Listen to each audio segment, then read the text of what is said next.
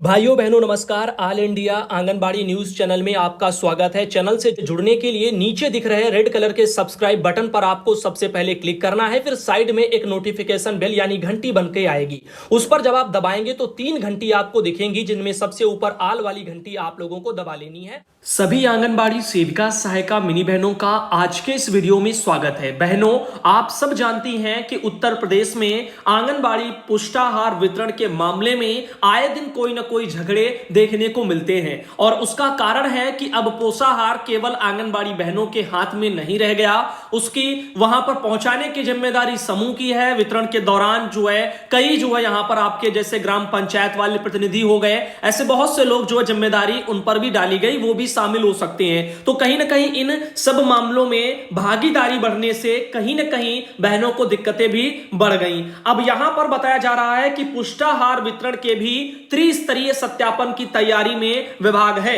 तो ऐसे में आइए देखते हैं कि यह त्रिस्तरीय सत्यापन अब कैसा होगा।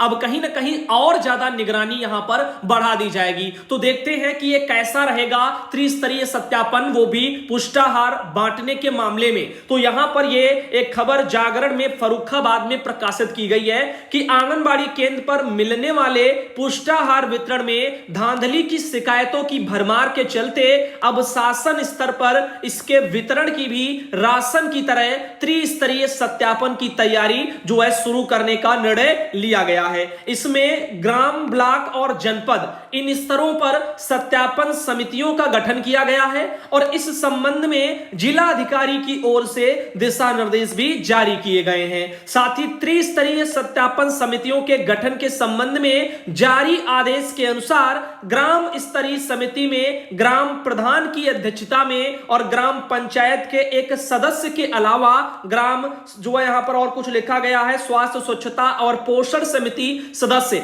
इनको भी उसमें शामिल कर लिया जाएगा। तो गांव लेवल पर ही मेन है, क्योंकि आंगनबाड़ी बहनें वहां पर जब वितरण करेंगी तो आप समझ लो कि आप उसकी निगरानी कौन कौन करेगा। तो यहां पर त्रिस्तरीय सत्यापन का मतलब है एक तो गांव लेवल पर, दूसरा ब्लॉक लेवल पर, और तीसरा सत्यापन होगा जिला लेवल पर। तो अब पोषाहार वितरण के दौरान पहुंच रहा है, कैसे पहुंच रहा है, कहां क्या हो रहा है, तो उसका त्रिस्तरीय प्रोसेस शुरू किया जा रहा है। अब सत्यापन यानी निगरानी और बढ़ा दी गई है। अब ऐसे में आप देख रहे हैं कि आए दिन कोई ना कोई शिकायतें मिलती हैं, भ्रष्टाचारी के मामले आते हैं, कहीं पर आप लोगों को पता है विभागीय अधिकारियों के जरिए भी मिलते हैं, कई बार राशन पकड़ा जाता है, और कभी कभी समूह वालों की मनमानी के चलते भी ऐसे काम आ जाते हैं, और कहीं कार्यकर्ता बहनों के भी केस सामने आते हैं। तो कहीं ना कहीं कमियां कई स्तरों से हैं। तो अब हो सकता है इस त्रिस्तरीय सत्यापन के बाद कुछ कमियों में उनमें सुधार हो जाए, या फिर जैसे एक उम्मीद जगी थी कि अब ये सब होगा, उनकी निगरानी बढ़ेगी, इनका वो होगा, किसी ने नहीं सोचा था आगे चल के यही मुसीबत की जड़ होगा। लेकिन अब देखो, अब बहुत जगह बहनें इसी चक्कर में आकर के मारी भी पीटी जा रही हैं, बेकार के झगड़े भी होते हैं, क्योंकि आंगनबाड़ी बहनों से राशन थोड़ा बहुत जिम्मेदारियां हैं वो समूह पर भी थोपी गई। तो कहीं ना कहीं इनमें झगड़े बढ़ते चले गए। अब यहां पर जो त्रिस्तरीय सत्यापन होगा, क्या इससे अच्छा होगा?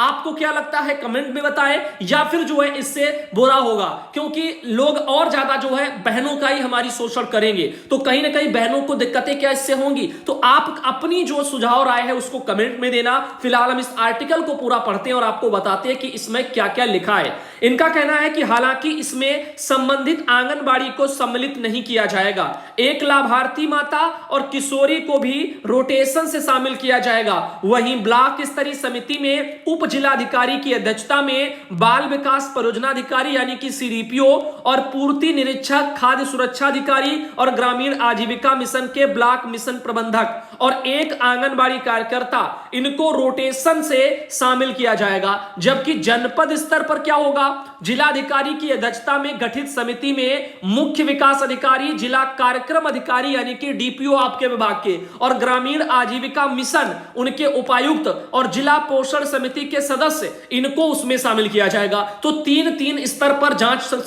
समितियां बनी है, कमेटी बनी है, या फिर आप समझो कि तीन तीन समिति बनाई गई है। एक तो गांव लेवल पर जो हो गई, ग्राम लेवल पर जिसमें ग्राम प्रधान मेन है और बाकी ग्राम जो है स्वास्थ्य वाले, स्वच्छता वाले, पोषण समिति वाले भी उसमें सदस्य, उनको भी रखा जाएगा। लेकिन आंगनबाड़ी उसमें शामिल नहीं होंगी, ये ध्यान देना। आंगनबाड़ी ब्लॉक लेवल पर एक होंगी शामिल, वो भी रोटेशन के आधार पर बदलती रहेंगी बार बार। और उसके अलावा जिले पर भी ऐसे आपको ये सब देखने को मिलेगा जहां पर बड़े बड़े अधिकारी रहेंगे। अब देखो, जिला कार्यक्रम अधिकारी भारत प्रसाद ने बताया कि आंगनबाड़ी केंद्रवार लाभार्थियों की संख्या के आधार पर अनुपूरक पुष्टाहार का वितरण वास्तविक लाभार्थियों को सुनिश्चित किया जाएगा। नेफेड के द्वारा परियोजना कार्यालय पर आपूर्ति किए गए अनुपूरक पुष्टाहार का चालान और स्टॉक से मिलान किया जाएगा। यह कार्रवाई पुष्टाहार प्राप्ति से 3 दिन के अंदर सुनिश्चित की जाएगी और चालान पर अनुपूरक पुष्टाहार आपूर्ति करने वाले वाहन की संख्या भी अवश्य रूप जो है अंकित की जाएगी। परियोजना कार्यालय से अनुपूरक पुष्टाहार का उठान 1 सप्ताह के अंदर स्वयं सहायता समूह द्वारा किया जाना है। देखो, ये तो विभागीय काम है, सबको पता है। महीनों महीने पोषाहार का जो वितरण है वो लेट चल रहा है, पिछले कई महीनों का अब जाकर के बट रहा है पोषाहार। ये है सच्चाइयां, लेकिन बटना चाहिए हर महीने 5 तारीख को, लेकिन कई महीना स्टार्टिंग जब हुआ था तब से पहुंचा ही नहीं पा रहे हैं। तो ये आपूर्तियों का जो टाइम शेड्यूल है, इसके लिए मानक तो पहले से भी दिए जा चुके थे, उनको ही अभी तक फॉलो नहीं किया गया। अब नए वालों में देखो क्या होता है। फोर्टिफाइड चावल के वितरण के संबंध में आंगनबाड़ी कार्यकर्ता के द्वारा लाभार्थी को टोकन के माध्यम से अपनी मौजूदगी में कराया जाएगा। तो टोकन वाला तो आपने पहले भी सुना था। आंगनबाड़ी केंद्र पर अनुपूरक पुष्टाहार वितरण की सूचना दैनिक रूप से गूगल लिंक के माध्यम से उपलब्ध कराई जाएगी। जिलाधिकारी संजय कुमार सिंह ने बताया कि इन आदेशों का कड़ाई से अनुपालन कराया जाए। तो जनपद, ब्लॉक और ग्राम, इन 3 स्तरों पर समितियां बनेंगी सत्यापन के लिए, जो कि पोषाहार वितरण का सत्यापन करेंगे। दैनिक वितरण की रिपोर्ट गूगल लिंक से साझा करेंगे। तो ये चीजें हैं जो कि आने वाले समय में आपको देखने को मिल सकती हैं। फिलहाल के लिए अभी भी कोई ढिलाई नहीं दी जा रही पोषाहार वितरण मामले में, तो अभी भी बहुत ज्यादा निगरानी रहती है। और वैसे भी पहले भी बता चुके हैं कि जो आपके लाभार्थी हैं, जो वास्तविक लाभार्थी हैं, उन्हीं को आप रखो और उसके अलावा उनका वेरिफिकेशन जरूरी है, उनको वेरीफाई करके रखो। और उसके अलावा जो है यहां पर बाकी चीजें, अगर किसी को पोषण ट्रैकर में दिक्कत है तो अपने विभाग में सीडीपीओ या डीपीओ इनसे संपर्क करके अपना जो पोषण ट्रैकर भी समस्या का समाधान उसमें भी करवा सकते हैं, जानकारी ले सकते हैं। क्योंकि यहां पर भाई काफी बहनों का इनएक्टिव अकाउंट जो है दिखाई दे रहा है। अब ये जया देवी बहन हमारी कुशीनगर से आती है, जिनके द्वारा एक बहुत ही महत्वपूर्ण जानकारी भेजी गई ऑल इंडिया को। बहन को धन्यवाद। और आगे आपको बताते हैं एक बहुत जरूरी मुद्दा है। ज्योत्सना गुप्ता बहन है, औरैया से आती हैं और इन्होंने कहा है कि भैया 7 अक्टूबर को बारिश जो है बहुत हो रही है। भैया जी, क्या छोटे बच्चों की छुट्टी भी नहीं होती? ऐसे में बच्चे गिर जाएं या कहीं चोट लग जाए तो कितनी परेशानी आंगनबाड़ी बहनों को झेलनी पड़ेगी। तो बिल्कुल सही कह रही हैं। अब आपको पता होना चाहिए कि हमारे बाल विकास विभाग में जिम्मेदार जो है जिम्मेदारियों से कतराते हैं। शिक्षा विभाग अपने यहां आदेश जो है स्कूलों में बंद करने को लेकर के जारी कर देता, लेकिन हमारे बाल विकास विभाग में डीपीओ महोदय जो हैं वो लेटर जारी नहीं करते कि आंगनबाड़ी केंद्रों के नन्हे मुन्ने बच्चों को इस बारिश में जो है उनकी भी छुट्टी की जाए। तो बिना लेटर के बहनें आखिर कैसे अपने सेंटर को बंद कर दें? इसलिए बहनों को मजबूरन सेंटर खोलने पड़ते हैं। बेचारे बच्चे आप देखो, इनके ही भाई जो होंगे इनसे थोड़े बड़े, 2 साल 3 साल उनकी छुट्टियां होती हैं, लेकिन ये नन्हे मुन्नों की छुट्टियां नहीं होती। तो ये एक बड़ी लापरवाही है हमारे बाल विकास विभाग के अधिकारियों की, जो कि छुट्टी मामले में बिल्कुल भी ध्यान नहीं दिया जाता। तो अवकाश यहां पर इसके लिए लेटर निकलने चाहिए, बच्चों को छुट्टी मिलनी चाहिए अगर बाकी बच्चों की छुट्टियां होती हैं। मैं देखता रहता हूं 1 से 8 तक के विद्यालय ज्यादातर छुट्टियां कर दी जाती हैं, लेकिन बाल विकास विभाग के बच्चों के लिए, आंगनबाड़ी के आने वाले नन्हे मुन्ने बच्चों के लिए हमारा विभाग जरा भी ध्यान नहीं देता और छुट्टी के लिए बिल्कुल भी बहनों को आदेशित नहीं करता। अब बिना आदेश के तो बहनें बेचारी सेंटर बंद कर नहीं सकती, मजबूरन उनको सेंटर अपने खोलने पड़ते हैं। तो कहीं ना कहीं इस काम में बरती जा रही लापरवाही पर हमारे विभाग को ध्यान देना चाहिए और इसमें सुधार के प्रयास करने चाहिए कि अवकाश अगर है तो उसको दिया जाए। अगर बारिश वगैरह आपको पता है 13 तारीख तक ऐसे ही मौसम बना रहेगा, तो अब ऐसे में ज्यादातर छुट्टियां देखने को मिलती रहेंगी आए दिन। लेकिन अब बाल विकास विभाग में क्या अभी और क्या पहले की, हमेशा जो इन चीजों में दिक्कतें देखने को मिलती है। निधि सिंह बहनें हमारी लखनऊ से आती हैं। अब आपको बताना चाहेंगे, कुछ बहनें हैं जिनका भी मानदेय का प्रोसेस बाद में जैसे कि आज आया, तो उन्होंने जो बाद में थोड़ा लेटर जानकारी भेजी है, तो यहां पर 1500 प्लस 1500 रुपया इनके अकाउंट में निधि सिंह बहन के लखनऊ में आ चुके हैं पैसे। सुषमा बहन भदोई से इनके अकाउंट में 7000 रुपया और 5000 रुपया, इस तरह से उन्होंने लिखा है कि कल इनके खाते में इतने आए हैं। तो देख लो भाई, ये सही है एकदम, कोई फेक खबर नहीं है। 7000 प्लस 5000 सुषमा बहन भदोई से। अब इनका पैसा हो सकता है पहले किसी मद में बकाया रह गया हो, ना आया हो, और इसीलिए वो पैसा अब जाकर के आया होगा। बाकी ये देखो, यहां पर संध्या बहन आजमगढ़ से, इनका तो आप लाइव प्रूफ भी देख सकते हो। 1000 का मैसेज, 500 का मैसेज और 1500 का मैसेज, ये तीनों मैसेज इनके 6 तारीख को जो है यहां पर कल ही आए हैं। और आगे ले चलते हैं, एक ये बहन है पप्पी बहन जो कि सीतापुर से आती हैं, इन्होंने लिखा है 6 तारीख को इनके यहां 1500 का मैसेज, 2500 का मैसेज और 4000 का मैसेज, ये 3 मैसेज इनके वहां पर जो है आए हैं। बाकी आप यहां पर देख सकते हो। तो इस तरह से और आगे ले चलते हैं, एक बहन और है रीमा सिंह जो जौनपुर से है, 500 का मैसेज और 1500 का मैसेज ये 6 तारीख को आया है। और आगे ले चलते हैं, जैसा कि आप देख सकते हैं सुमन बहन है उन्नाव से, 1500 का एक मैसेज, एक ये 500 का मैसेज और एक नीचे ये 1000 का मैसेज, 3 मैसेज इनके वहां पर भी आए हैं। बाकी ये बहन है अनीता अवस्थी हरदोई से,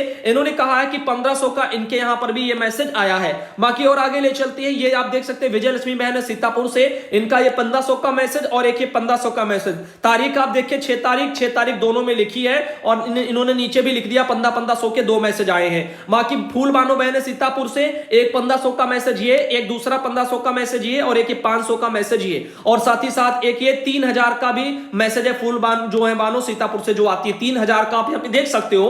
तो यहां पर ये 6 तारीख भी नीचे देख सकते हो। तो कहीं ना कहीं इस तरह से बहनों के अलग अलग आए हैं। रोशन आरा बहन है प्रयागराज से, और इनके वहां पर 1500 रुपया इनके जो अकाउंट में भी जो है क्या हुआ है, आया है। और आगे दिखाते हैं, ये है बहन सीमा श्रीवास्तव सिद्धार्थनगर से, और इन्होंने भी अपने वहां से 500 वाला एक मैसेज मुझको भेजा है। बाकी आगे की बहन है नीरज यादव बदायूं से, और 1000 रुपया इनके वहां आया है। साथ ही ये है रीता श्रीवास्तव में बाराबंकी से, इनका 1500 का मैसेज, 2000 का मैसेज और 1000 का मैसेज, 3 मैसेज इनके वहां पर भी आए हैं। तो रीता श्रीवास्तव बहन बाराबंकी से। और ये बहनें हीराकली पीलीभीत से आती हैं, और इनका जो है कहना है वो आप सुनिए कि पोस्टर ट्रैकर पर जो गर्भवती लाभार्थी जो भी सब है वो फीड किए जाते हैं, तो उनकी लास्ट डेट के आधार पर गर्भवती 6 और प्लस 7 मंथ की उनका प्रसव हो जाए, तो उसमें ये सब चीजों को लेकर के कह रहे हैं कि उनके डिलीवरी डेट वगैरह नहीं खुल रही है। तो देखो माइग्रेट करके देख लेना, तो लाभार्थी के 3 डॉट में जब आप जाएंगी तो उसको माइग्रेट करेंगी, तो यानी जो है तो माइग्रेट जब आप करेंगी तो वहां पर आपके लिए जो है वो ऑप्शन आ जाएंगे और डेटेड भरना फिर हो जाते हैं। जैसे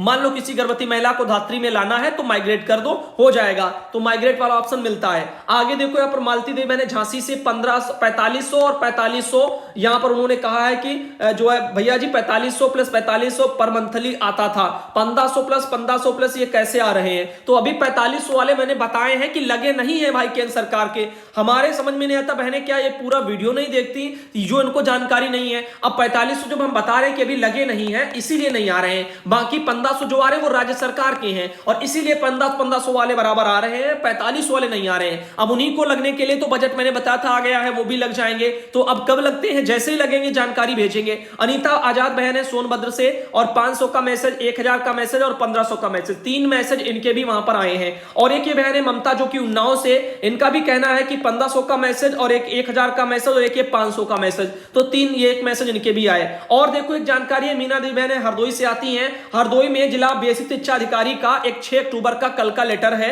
जो कि 5 से 6 आयु वर्ग के बच्चों के प्रेरणा पोर्टल पर रजिस्ट्रेशन से जुड़ा हुआ है। तो हरदोई में बोला गया है कि जो भी जो है यहां पर 11 अगस्त 2022 के द्वारा प्री प्राइमरी शिक्षा के अंतर्गत निपुण भारत मिशन के क्रियान्वयन के लिए जो को लोकेटेड वाले आंगनबाड़ी केंद्र हैं उनमें पढ़ने वाले जो भी बाल वाटिका आयु वर्ग 5 से 6 वर्ष के आंगनबाड़ी के जो बच्चे हैं उनका संबंधित विद्यालय के प्रधानाध्यापक के द्वारा प्रेरणा पोर्टल पर पंजीकरण कराए जाने के निर्देश दिए गए हैं। और इसीलिए आंगनबाड़ी केंद्रों पर कार्यकर्तियों के द्वारा प्राथमिक अध्यापक को संबंधित आयु वर्ग के बच्चों की सूची उपलब्ध न कराए जाने के कारण प्रेरणा पोर्टल पर बच्चों का पंजीकरण नहीं कराया जा सका है। अनुरोध है कि आंगनबाड़ी कार्यकर्तियों के द्वारा 5 से 6 वर्ष के जो बच्चे हैं उनकी सूची प्राथमिक विद्यालय के अध्यापक को जो है वहां पर वो पहुंचा दें और बाल विकास पदाधिकारी के माध्यम से आंगनबाड़ी कार्यकर्ती को आदेशित भी करने का कष्ट करें, और जिससे कि जो है यहां पर बाल वाटिका कक्षा के लिए पात्र बच्चों के लिए प्रेरणा पोर्टल पर यथाशीघ्र उनका रजिस्ट्रेशन पूर्ण कराया जाए। तो देखो मैं आज नहीं कई महीनों पहले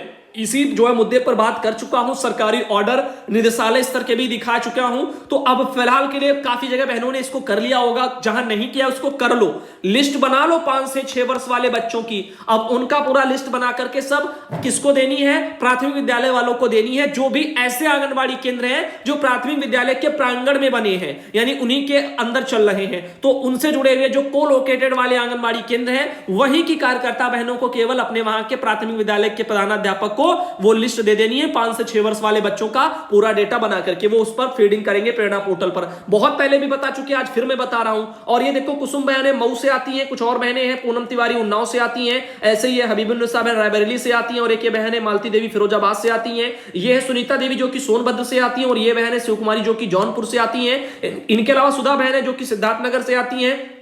और इस तरीके से आज का वीडियो यहीं तक रखते हैं। अगले वीडियो में आप सब भाई बहनों को हम मिलते हैं।